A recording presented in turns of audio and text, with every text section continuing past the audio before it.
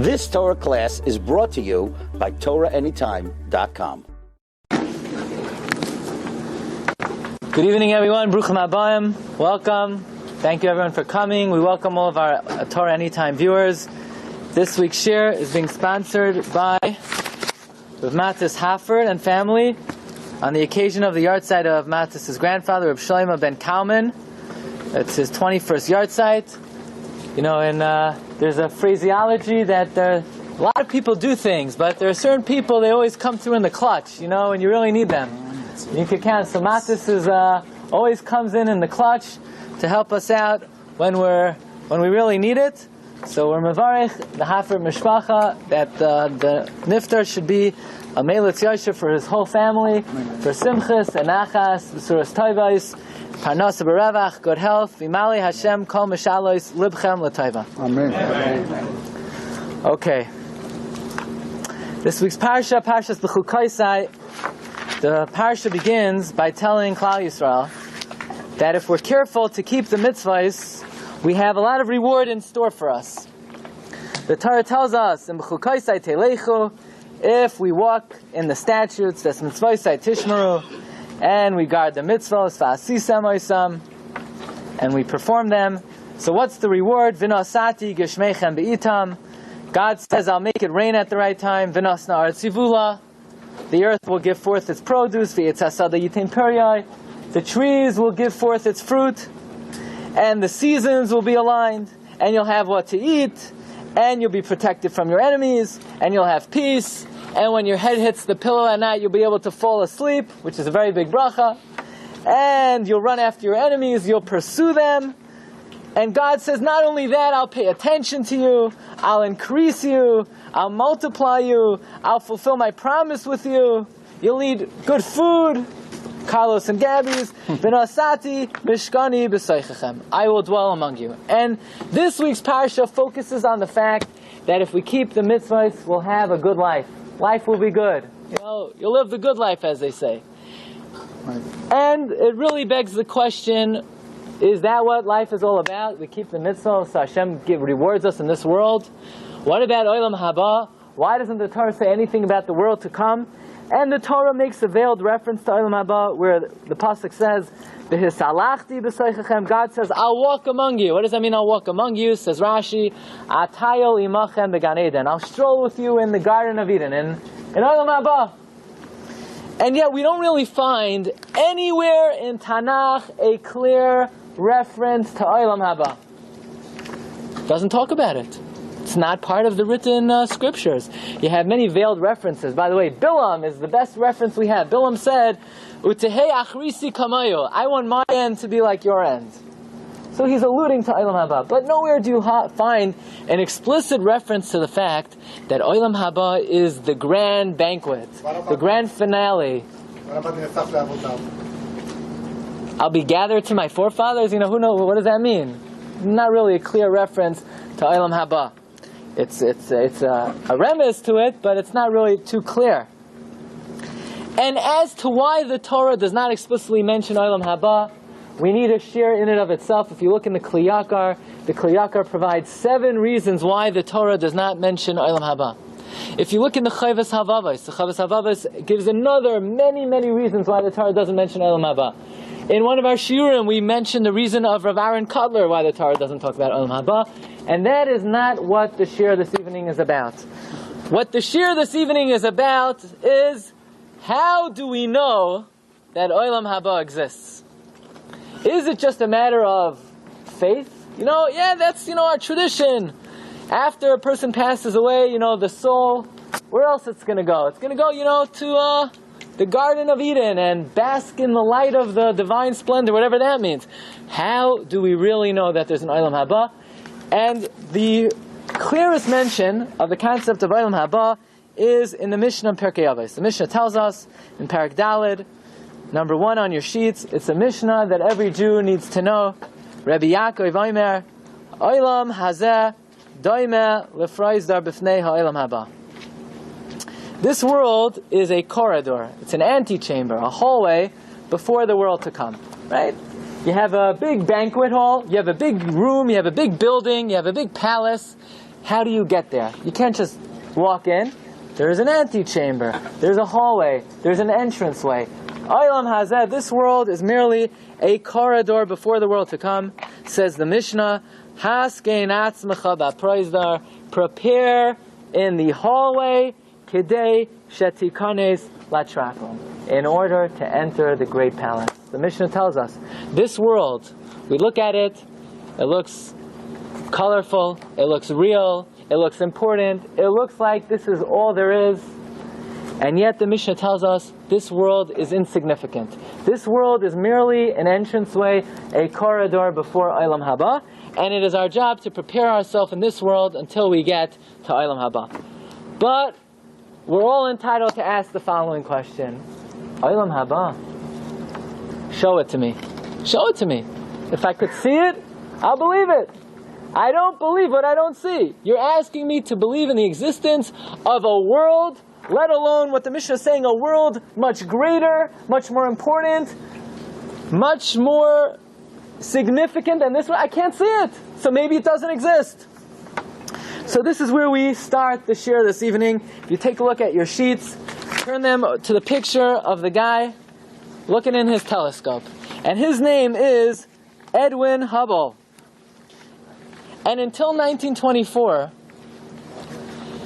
the common scientific opinion was, you look at the galaxy, you look at our Milky Way, which is, right, our galaxy, this is it.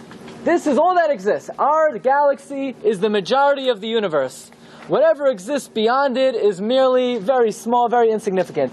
Until 1924, that means for the vast majority of human history, the entire world thought that the existence of the universe consists only of our galaxy, the Milky Way. And what happened? In 1924, there was a man by the name of Edwin Hubble. He was working at the Mount Wilson Observatory in California, using what was known as the world's most powerful telescope. And what did he discover? He discovered that our Milky Way is not only a small part of the universe, our Milky Way is merely a speck in the total space of all existence. So what happened? That means, until 1924, mankind thought that what you see is what you get. Our galaxy is all that exists. And all of a sudden, in 1924, everything's turned around. What? That's in our galaxy. Those are all in our galaxy. What Edwin Hubble was able to see is that which we see with our eye is merely a speck of dust in the great sea of the universe. And this sent a tremendous shockwave throughout the scientific community, because after all, in a short amount of time, right? Imagine, your whole life you think the only thing that exists is between your eye and this paper, and all of a sudden one day somebody lifts the veil away and you see, whoa, there's an entire universe that we never knew about. So that's just a mashal and a parable of the concept that just because you don't see something, just because you don't have specific knowledge that something exists, does not mean it doesn't exist. After all, even in the physical world, we have just recently discovered the vast majority of existence. But we'll take it even further. Even the things that are taking place before our very eyes, between me and you, the vast majority of that which is taking place, we are completely unaware of. We're going to read now from a very important book, perhaps one of the greatest books ever written in the English language. And if you don't have this book at home, you need to go out to your local Jewish bookstore and purchase a copy of Rejoice, O Youth by Rabbi Victor Miller. Look what he writes. He says, even the physical world is totally concealed from our eyes. By day, we see an empty sky, and we forget that huge worlds hover overhead in space. Even at night, we're deceived, for unless we look through the giant telescopes, we cannot visualize the vast number of the celestial bodies. Without the aid of the microscope, our eyes do not see the teeming millions of bacteria swarming upon our bodies, upon our clothing, and in the air we breathe. Which means, just by looking, I could look at you, and I'm missing the majority of existence of that which is taking place before my eyes. In the space between me and you, at this moment, move living pictures and many voices, of which you are completely unaware without the aid of television apparatuses. As we speak, images that are going to be flashing on millions of people's televisions are shooting before our eyes. We don't see them. Millions of sound waves from every radio station imaginable are flashing before our eyes. We don't see them. The smell of every person who ever was sitting right over here is now wafting through the air. The smell doesn't dissipate. There's certain animals that are able to detect it, but we can't detect it. Right? We sit here at the bottom of a deep invisible ocean, the atmosphere, which consists of a mixture of invisible gases. In this gaseous ocean, there float around invisible spores, pollen, bacteria, and dust. We are blind to the cosmic rays, electronic impulses, and the sound waves which race back and forth before our unseeing eyes. The earth here at our feet is blanketed by a multitude of various smells. Each person and animal which passed has left a distinctive odor, clearly distinguished by animals, but not at all known to us. Some sounds are so pitched that they are audible to animals and insects, but not to men. Most of these things have only recently become known. Even we today are completely unaware of numerous physical phenomena before our eyes, which will be revealed in later generations. Concludes Harav Avigdor Miller. Listen to this. If such ignorance is possible in material things, which means if we are blind to the vast majority of physical phenomena that are taking place before our very eyes, then how great is the ignorance of men in the non-physical truths.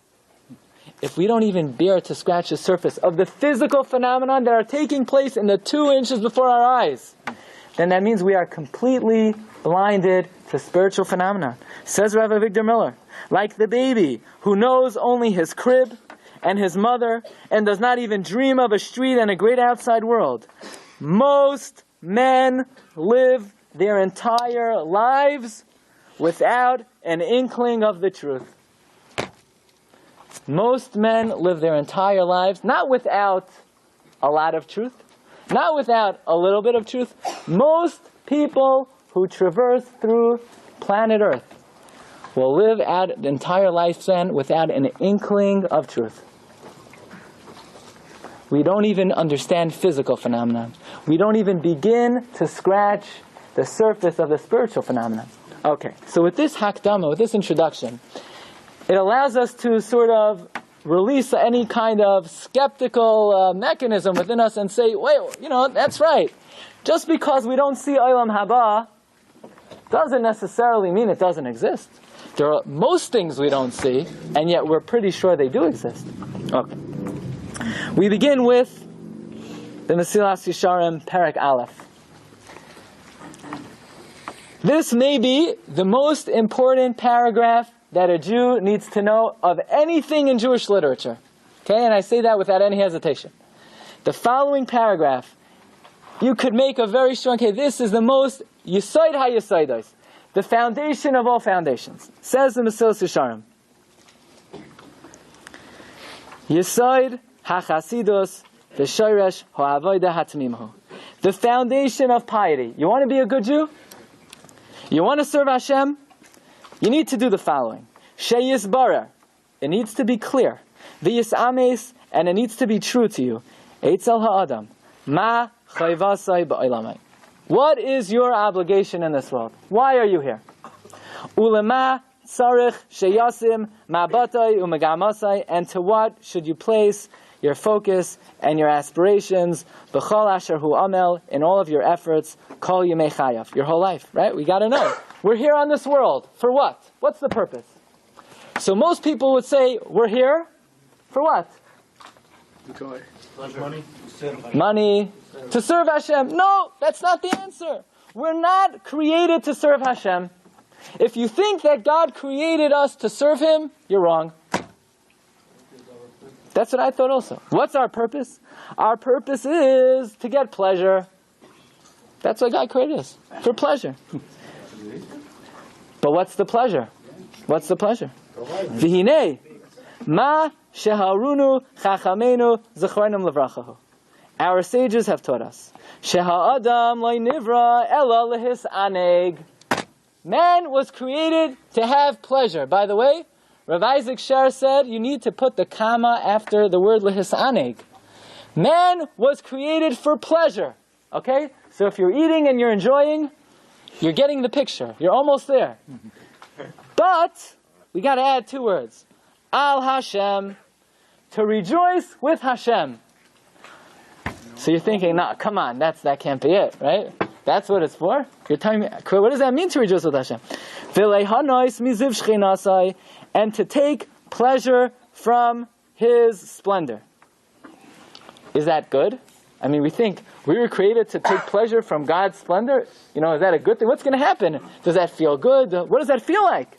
Says in the Silas Yisharim, Shezehu hatanug huamiti. This is the true delight, the ha'idun hagadol, and the greatest pleasure, mikol ha'idunim she'ichalam limatzei. Of any pleasure available, rejoicing with Hashem is greater even than Carlos and Gabby's, right? It's the greatest pleasure imaginable. However good your meal is, rejoicing with Hashem is far superior. In fact, if you would sit in Carlos and Gabby's from now, ad bias goyel tzedek, Olam Haba is much greater. Okay, so you're like, let's go for it. How do you get there? That's the only problem. God created us for Olam Haba. This pleasure is available only in one place, the world to come. That's it. However, Olam Haba was created for this. The only thing is, in order to get to Olam Haba, you need to serve Hashem and earn it. The only way to get to Olam Haba is through this world. This is what Chazal tell us. This world is a preparatory corridor before the world to come. And how do you get to Olam Haba? You just live? You're just born and you live out your 70, 80, 90 years, 100 years, 120 years, and you automatically get to Olam Haba? No. There's only one way to get there. Torah and mitzvahs. And therefore man was placed in this world for one purpose. To get Olam Haba. So if we were to ask, why did God create man? If you're going to answer to do mitzvahs, that's the wrong answer. That's not why God created us. Rav Itzela Petterberg points out that if you read the words of Mesilas Yesharim carefully, God did not create man for doing mitzvahs. God created man for Olam Haba. The only thing is, the only way to get there is if you do mitzvahs. But that's not the goal. The purpose of creation is not mitzvahs. The purpose of creation is pleasure. The only way to get the pleasure is you got to travel through the hallway. Now just think about this for a moment. A hallway has no existence if you don't have a palace. To create a hallway without a palace, the hallway is just something that leads to nowhere. It has no meaning, it has no significance. You can have a palace without a hallway. You can't have a hallway without a palace. This world has no inherent value and significance.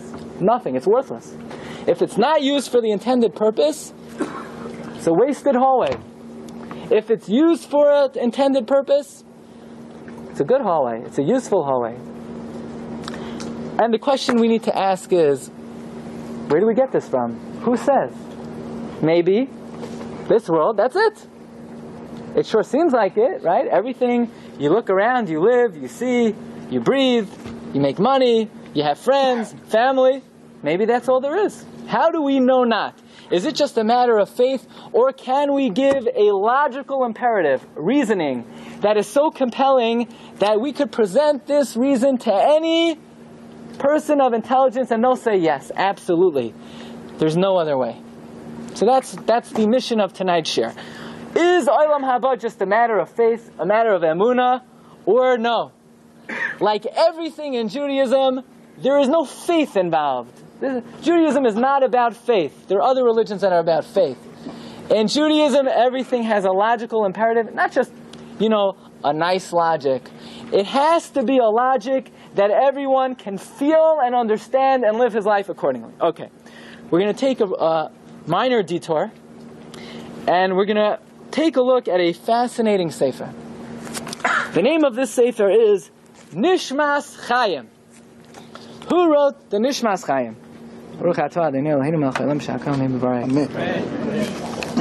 The Nishmas Chaim was written by a great scholar by the name of Menashe ben Yisrael. Menashe ben Israel. And he writes basically the exact same words as the Mesilas Yesharim. Rav Menashe ben Yisrael writes, Ve'ata koiri yedid, my beloved reader. Da, you should know. She yisoid ha-yisoidos, the foundation of all foundations. Va'ikar ha'ikarim, and the principle of all principles. Hu ha'amuna hazois, is the belief, mehis sha'arus hanefesh, from the everlasting state of the soul. Okay? So Rav Menashe ben Yisrael writes the same idea as Mesilas Yesharim. The most fundamental concept in Judaism is life does not end when people think it does. Existence does not end then. So I want to tell you a little bit about Rav Menashe ben Yisrael, one of the most colorful and interesting personalities in Jewish history. Rav Menashe ben Yisrael was born on the island of Madeira in Portugal in the year 1604. He was born in Murano, and he passed away in Middelburg, Holland, in Kislev, 1957. He lived to be 53 years old. If you look at your pictures, we have two photographs of Menashe ben Yisrael. Just looking at the picture, you see that we're dealing with a very interesting personality.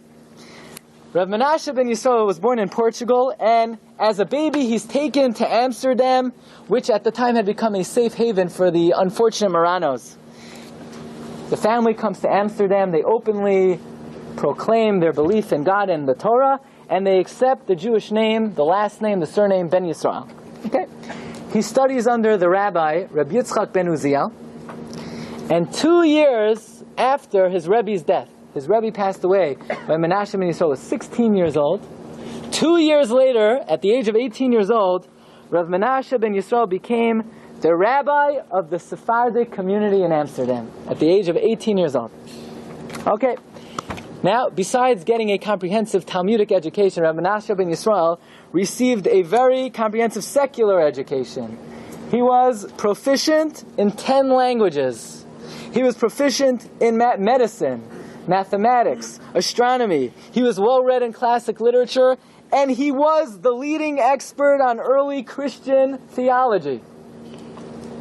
And it is said, we're going to see about this soon, that when Oliver Cromwell had started having thoughts of allowing the Jews to have re-entry into England after they were expelled in 1290, it was due primarily to the esteem that Rav Menashe ben Yisrael was held by the Puritans in Oliver Cromwell's parliament. He had many Gentile friends. Most prominent, he was very close with Rembrandt. In fact, there's a famous portrait of Menashe ben Yisrael by Rembrandt. And in the book, in the Sefer, called Piedra Gloriosa Adi la Estatua di Nebuchadnezzar, which was a book written by Menashe ben Israel about the significance of the statue of Nebuchadnezzar, there is a portrait of Menashe ben Israel painted by Rembrandt himself. Okay. 1639 in Amsterdam, there are three main Sephardic communities in Amsterdam.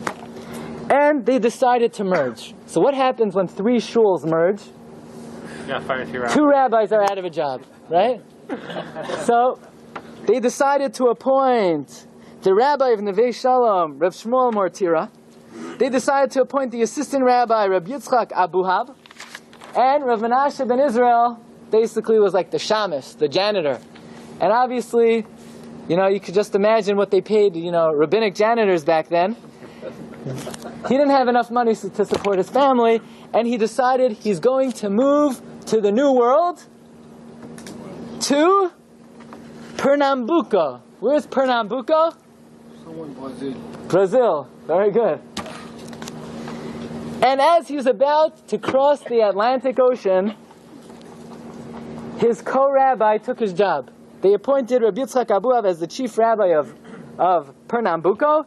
So Rav Menashe became the assistant rabbi in the shul, and he was able to pay his bills. Okay. Rav Menashe ben Israel, one of his chief goals in life was to allow the Jews to resettle in England. I mean, what does he care if the Jews come back to England? he wrote the following sefer. He wrote a sefer called Spesti Israelis, or in Hebrew, Mikveh Yisrael. In Mikveh Yisrael, he advances the following argument, and that is, the Geula is about to come, and the only thing holding it up is the fact that the Jews are not allowed re-entry into England. I mean, what does that got to do with anything? So Rabbi Menashe ben Israel said like this. He advances the following thesis. The American Indians are the Aseres HaShvatim.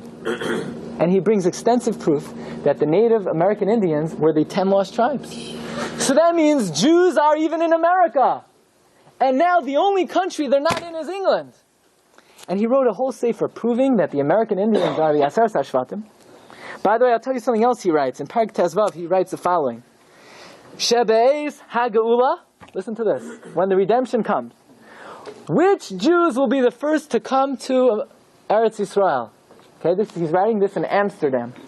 Yiu Yehudi America Harishonim Liyos Muvayim Becharado V'Mehirus Gedos L'Shtachavos B'Hashem B'Yerushalayim.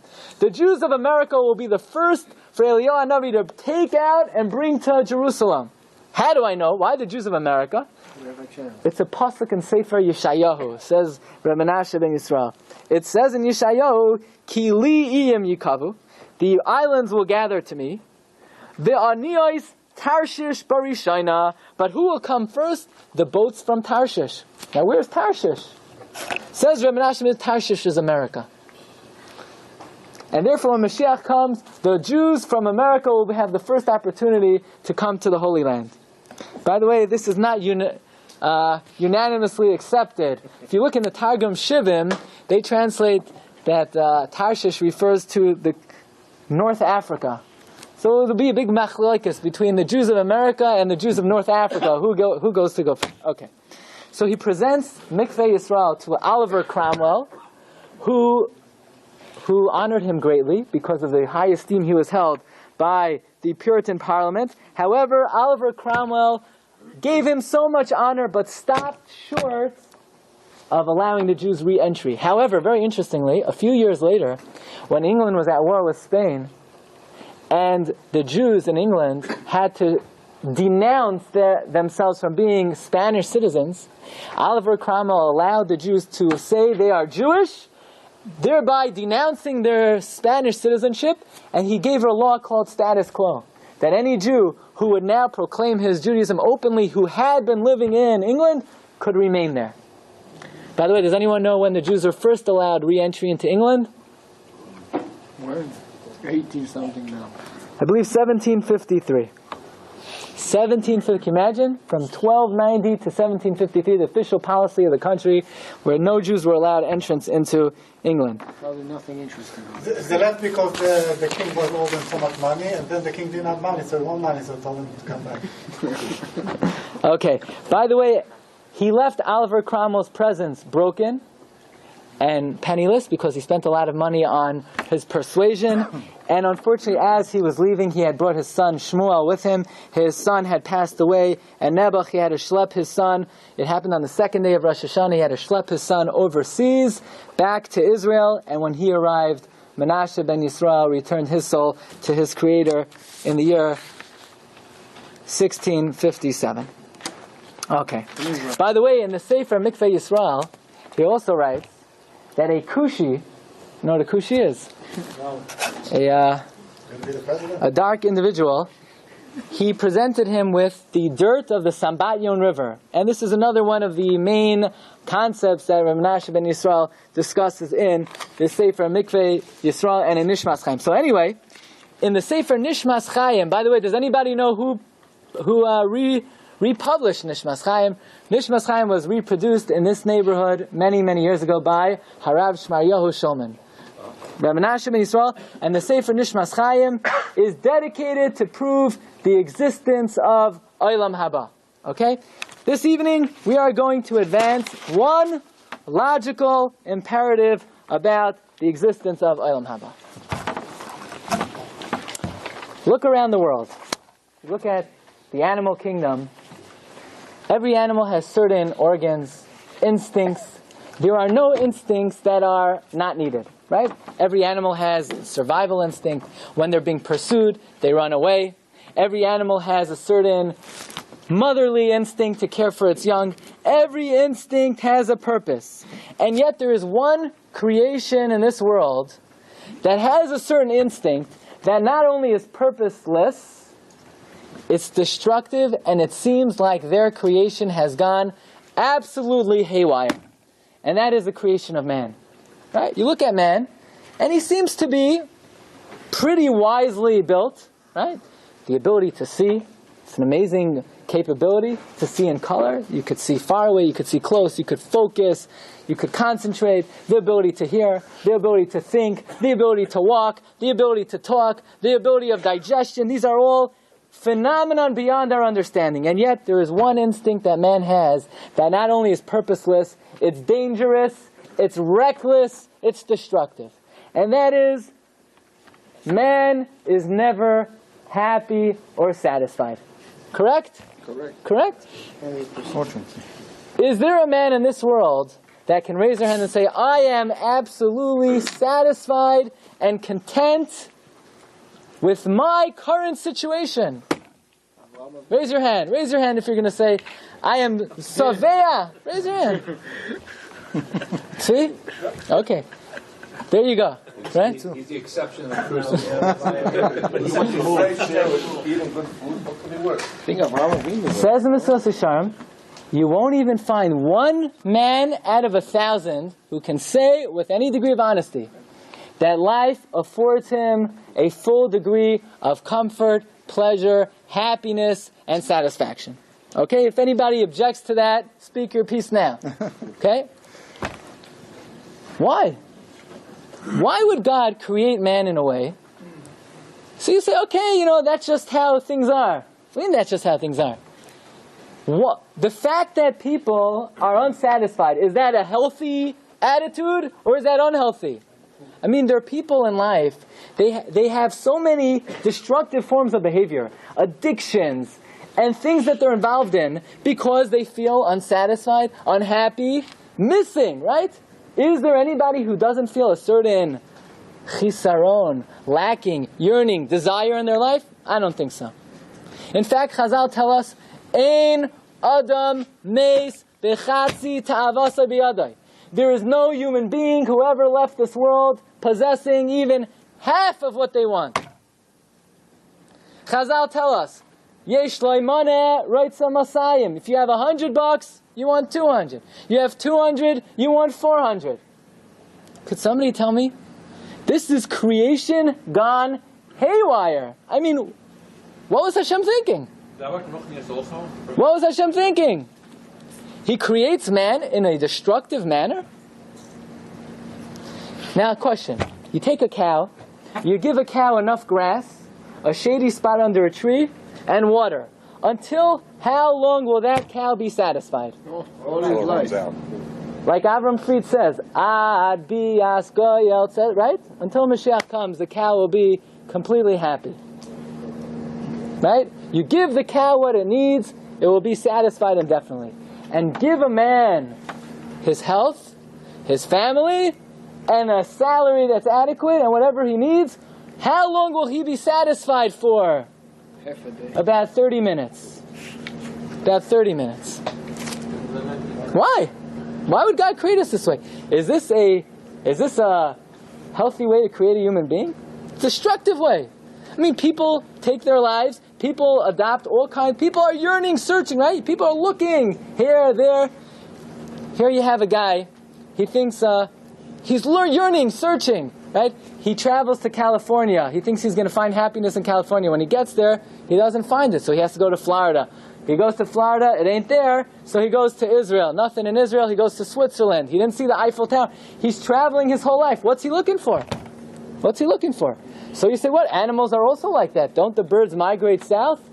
Yeah, the birds migrate south for a reason. They can't endure under certain temperatures. But why would God create man in a way? He's always on the move. To there, the south is no good, he goes to the north. The east is no good, he goes to the west. Is that a healthy way to create a human being? You have certain people, right? They're big collectors. Right? People collect bottle caps, right? They have every bottle cap from Coca-Cola from the time that, 1913, ad hayom hazeh. Right? They need the bottle caps. Why are they collecting the bottle cap? What, they're afraid they're going to get stuck on an island with empty bottles with no caps? Right? People collect stamps, right? Well, what are they afraid? The forever stamp's going to lose and they're going to have to take a stamp from 1943 with a picture of Herbert Hoover on it? I mean, what are they collecting it for? They need the stamps? They're afraid they're going to lose that on their wall. Their wallpaper is going to stop being sold. What are they collecting? Animals collect, but animals only collect what they need. And human beings will hoard and amass and acquire well beyond anything they ever needed. Why? Why is God creating? Man is such a seemingly reckless creation. I mean, it's like creation gone haywire. Everything else in the world makes sense, right? We understand all of the instincts of mammals, fish, birds, and man was created in a way where he can absolutely self-destruct, and almost everything he does can be absolutely pointless. Why would God create man this way? Now take a look at number 7, and then we're going to read 8 very quickly. Okay, this is from another very important sefer, Sing You Righteous, Harav Avigdor Miller. Look at this. Okay, another English Machon. Okay? There are no instincts or organs which are purposeless. Every instinct and every organ are planned for the needs of the animal or its species. But man, the most important phenomenon of the universe, is endowed with an instinct which is the greatest of mysteries. All the labor of a man is for his mouth, but the soul is not filled. Why is man never satisfied, despite all he eats and possesses? This phenomenon is unique in the world, and is found only in man. You give a cow enough grass and water, a shady spot under a tree, it will remain contented indefinitely.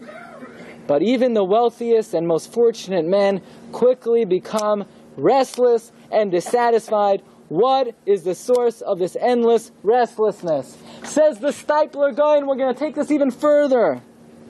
When it comes to any desire in this world, no one has even any degree, iota of satisfaction.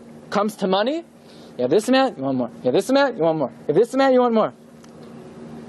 When it comes to eating, now listen to what the Stipler says, right? People eat a meal, it's not good enough, so they go to a better restaurant. As they're eating the food, and they start to feel full, the person wishes, I wish somehow I could eliminate my feeling of satisfaction to be able to eat again. That's what a person's thinking as he's eating, right?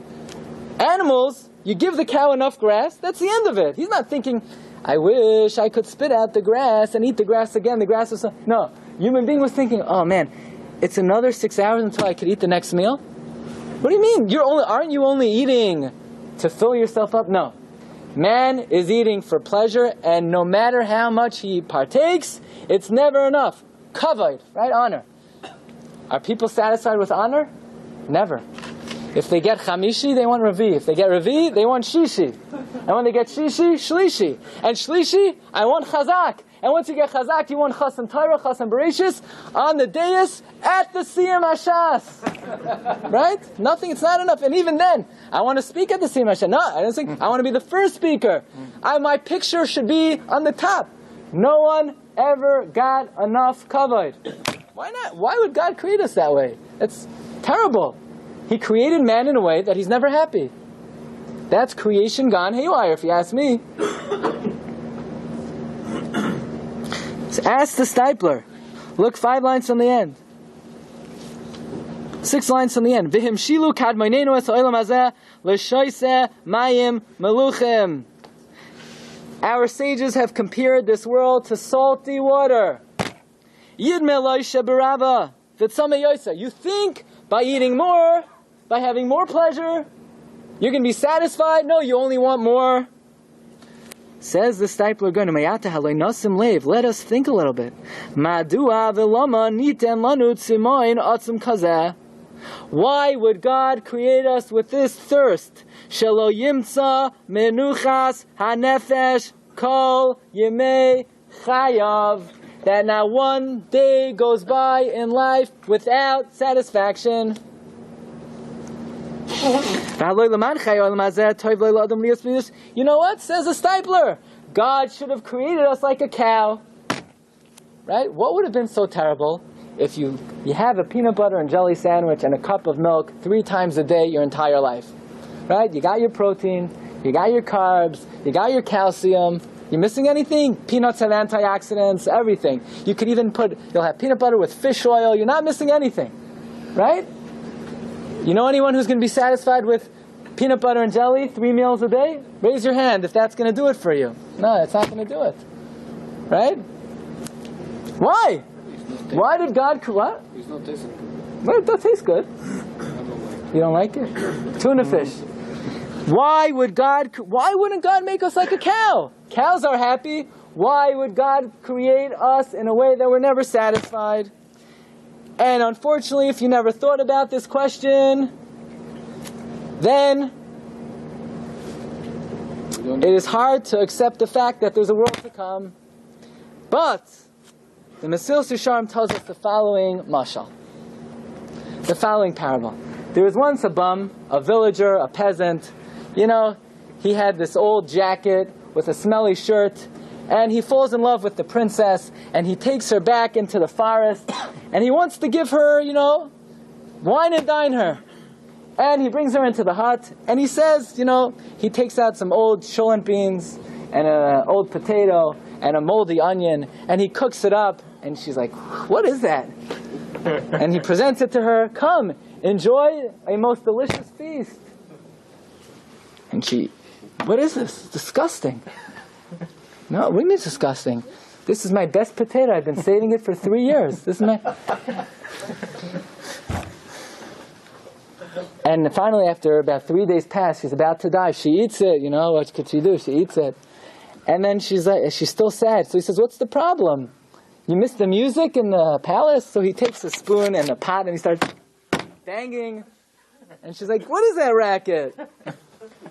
And he says, this is music. And she says, okay, I had enough. I can't take this. And she said, why don't you relax, enjoy yourself on this, couch that I made. And she sits back, she gets a splinter. What is this? This is my best couch I made for you. Says the Mesilas Yesharim, this is Olam Hazeh. The neshama is a piece of God. It's the princess. Comes from the palace. It's used to real pleasure, and real pleasure is God Himself. And it comes down to this world. And the body, the poor peasant, tries to satisfy the neshama. Yeah, eat a meal from Kehilas and Gabby's. It's good, it's delicious, you eat it. And an hour later, you're still, you're thinking, well, there must be something more to this. There must be, after the indigestion and all the other issues, there must be something more to this. And then, the Yetzer Hara says, why? Look at that. Maybe you'll get some happiness. And then you look at it and you feel worse than before.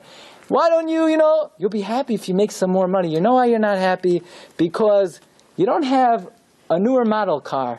If you would have a car with tinted windows and the seat warms up not only your back but your feet, and you could put in 900 CDs at one time and it could play 500 songs, shifting them, backward, then you'll be happy. But it's because you don't have that model car. That's why you're not happy. You know why you're not happy? Because, in your house, the freezer doesn't make 5 ice cubes per second. It only makes 4. If you buy a newer model, maybe then you'll get some happiness in your life. And the entire life, the Yetzer Hara, the body tries to present the princess with fake pleasure. And the neshama has no hana, happiness whatsoever in this world. So why did God make us like that? Because, says the Stipler, says the Mesilas Yesharim, says the Mishnah in Pirkei Avos, if God created us for this world, He did a lousy job. But God didn't create us for this world. He created us for a different place. He created us for Olam Haba. He created us for the world to come. He created us for real pleasure. And had God created us like a cow, you know how we would live our life? We'd be sitting here chewing on grass, ad bias goyot tzedek, without ever a thought, maybe there's something more to this. Maybe I need to do something in this world. Maybe I'm missing something. Maybe I need to collect something. Maybe I need to search for something that I don't know. But unfortunately, people are not in touch with the reason for these motivations. So people say, oh, you know what I'm looking for? A different country, a different vacation spot, a different area. You know what I need to collect? Souvenirs. You know what I need to amass? Who knows what?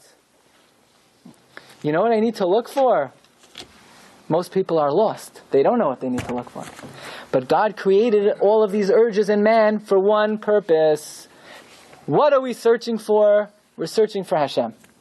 What do we need to collect? We need to collect Torah and mitzvahs. What kind of pleasure do we want? We want real pleasure. What kind of honor and kavod do we want? There's only one true honor. Kavod chachamim yenchalo.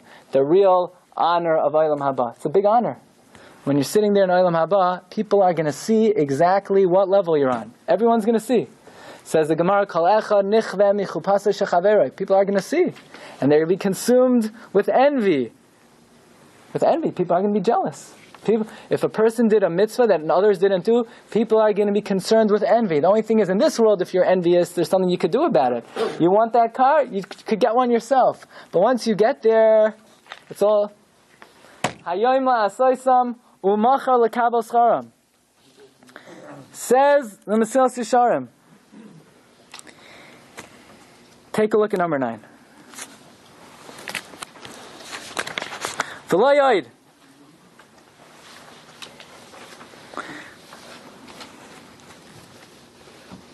Not only that, Eloshem tachles brias ha'adam hayel etzarach ha'olam hazeh. If man was created for this world, what's the point in God giving us a soul that's so lofty, which is even greater than the angels?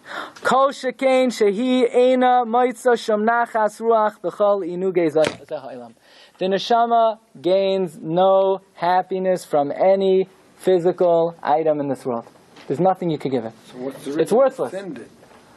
Why did God create man to be never satisfied? So that he is constantly urged on to accomplish his mission in this world. This is the main logical imperative to Olam Haba.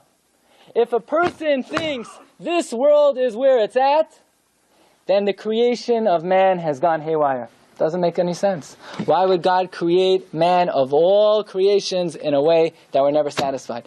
But if you understand that this urge was created to pull on the heart, b'chol rega v'rega, u'b'chol eis v'eis.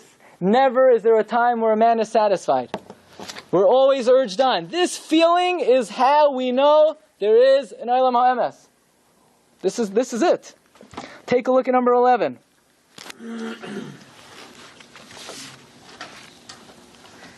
Like a princess who forsook the palace and was wed to a peasant, she now sits disconsolate in her rude hut and weeps for the mirrored halls thronged with elegant courtiers, where she moved amid music, incense, and pageantry. But her mate was never in a palace, and has no knowledge of these matters. He therefore seeks to console her with bread and meat, and is perplexed that these fail to comfort her, for to him these seem the sole requirements for happiness. Similarly, the body attempts to console the soul with the poor consolation of earthly comforts. But the soul is not filled, for it yearns for the place from whence it came.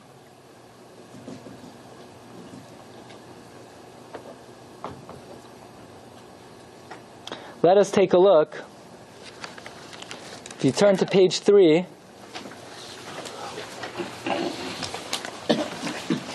let us conclude with the following in number 12, the words of the Stipler, where he puts into very beautiful language the purpose of these instinctive, right? We can say very safely, what motivates man in almost all of his endeavors in this world is the feeling of unsatisfaction. Whatever he does, whether it's making money, whatever pursuit man, whatever anybody does is for one purpose, is to be happy. But the feelings of unhappiness are misdirected and mischanneled. Look at number 12. It is known Man was not created for this world. God created man to serve him. And this great thirst, Nitain bekirbai, was placed within us, bishvil avoidas habari yisbarach. Leman Yosef Oimitz. In other words, Olam Haba is a very long time. Does anybody know how long Olam Haba lasts for? Forever. Forever. By the way, forever is a very long time. Right? If you know how long forever is? The Stipler writes, you know how long forever is? Let's give you a little illustration. Imagine if this shul was filled up from floor to top with sand. Okay? And every 1,563 years, a bird would come and take away 1 grain. How long would it take that bird to clean out this shul from all the sand? A while. A long time. Forever is a lot longer than that. So, you go on a long trip. You got to take a lot of provisions, right? You go on a trip for 1 day.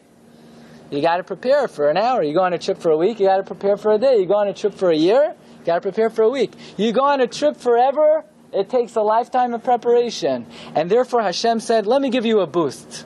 Let me help you out a little bit. He gave us the biggest boost possible. And that is, we're not satisfied. We're not satisfied. We're incontent.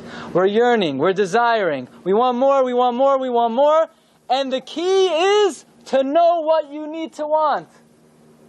That's the key of life. The key is to know what you're looking for. Everyone's looking. Everyone's searching. Everyone's yearning. Everyone desires.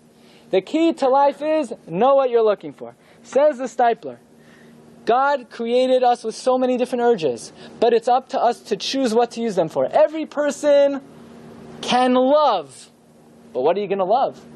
It's up to you what to love. Some people, they can love certain things, right, that are pointless. Some people could love things that are worse than pointless. Some people could channel their love to Torah mitzvahs. Certain people, they collect. What are you going to use the instinct of collecting? What are you going to use the... Everybody wants honor. How do you channel that? Of course we want honor. So, the more we learn, the more we work on our character, the more mitzvos we do, the more honor, the more real honor we'll have. When a person is able to recognize this truth, he is able to use life to its fullest. And then and only then, David HaMelech tells us. So does that mean life automatically means constant unhappiness? No.